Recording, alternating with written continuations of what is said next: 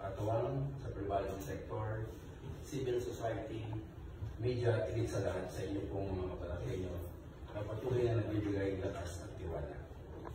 Before I continue, I'd like to acknowledge also our fellow elected official, Honorable Ignacio Miguel Morales. Palakpakan po natin. Honorable Timothy Polianos D. Honorable Victor Rene Biong. Honorable Margaret Sambo. Honorable Benjamin Oxon. Honorable L. Jake Sullivan. Honorable Noel Castro.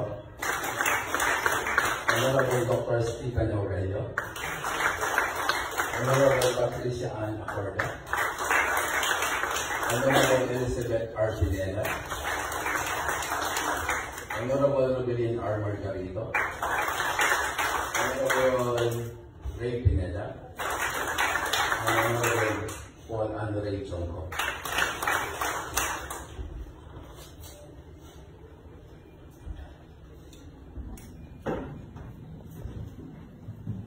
Welcome at dito po magsisimula ang ating opisyal bilang membro ng Sanggunian o Legislative Body po ng Mabalacat City.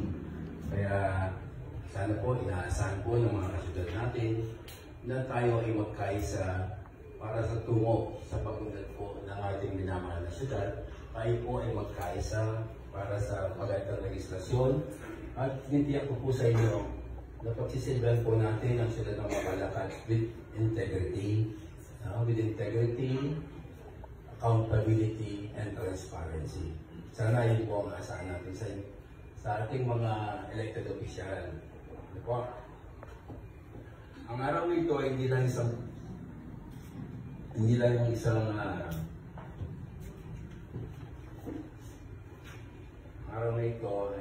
inaugural session. Kasama si Mayor Tony Del Aquino at ang buong Sangguniang Pangunsod. Kami nanindigang maglilingkod bilang pinuno, kundi bilang tunay na lingkod at may paninindigan ng serbisyong may direksyon. Ang tungkulin ng isang Vice Mayor ay hindi lang pamumuno sa konseho.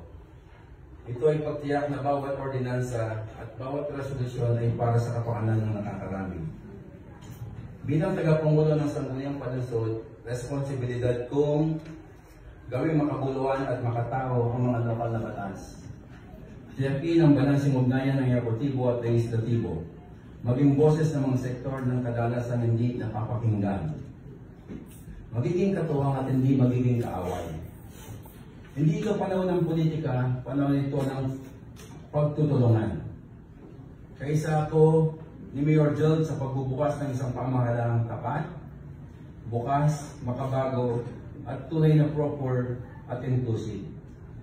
At bilang inyong lingkod na may karanasan, bilang Vice Mayor, patuloy kong hihingi ng gabay at pananaw ni Mayor Jeld bilang abogado sa mga usaping nangangailangan ng masusing pag-aaral at matalinong pagpapasya.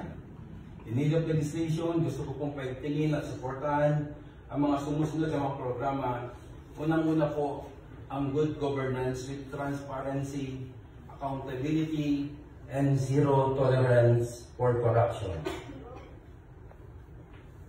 Kalusugan. Ibigyan po natin ng prioridad ang pagpapatayo ng sariling hospital para makatulong po sa mga less fortunate nating mga kababayan. Ease of doing business. And synchronize with Clark Development Corporation and PIPORT strategies. Peace and order, ligtas na komunidad, ligtas na kinabukasan.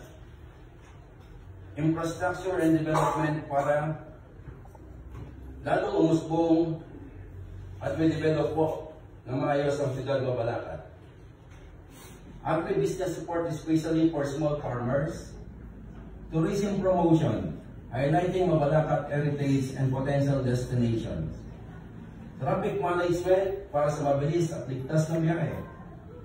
Socialized housing, dignified homes for informal settlers and low-income families. Environmental action, solid waste management, Clean and Green Campaign, and tree planting. Youth and Sports Development, empowering future leaders and athletes. PWD Empowerment. LGBTQ, inclusion, equal rights, recognition and representation. Solo parents, women, seniors, and children welfare, protection at suporta sa bawat sektor ng lipunan. Barangay empowerment, grassroots governance with real support. Art and culture, we will celebrate and fund the art, visual, musical, literary, and performance. We will support local creatives, cultural workers, and community artists. Dahil ang lungsod na nagpapahalaga sa sining ay lungsod na kumikilala sa kaluluwa nito. Bibigyan halaga natin ang sining bilang salamin ng ating pagkatao at pagkakalanlan bilang Mabalaqueño. Muli, ito po ang inyong lingkod, Vice Mayor John Castro. Maraming salamat at God bless us all.